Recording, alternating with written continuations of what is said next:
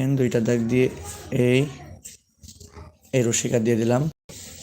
এবার আমরা মো দেব। খুব সহজে আজকে আপনারা মো আঁকতে পারবেন।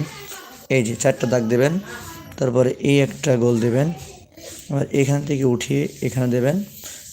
এবার নিচের থেকে দিয়ে এমনভাবে দেবেন, আর এইটা একবারে উপর উঠিয়ে দেবেন। মাঝখান থেকে দাগটা পূরণ করে দিবেন, হয়ে গেল মি সামি।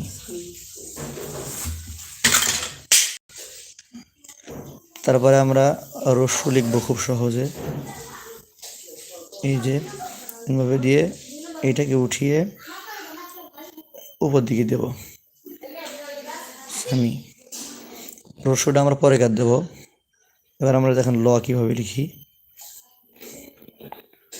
এইখানে গোল করে নিয়ে এখানে দিয়ে সোজা দিয়ে এই যে উপর দিকে উঠিয়ে দেব। এবার আমরা উপর থেকে দাগ টানবো।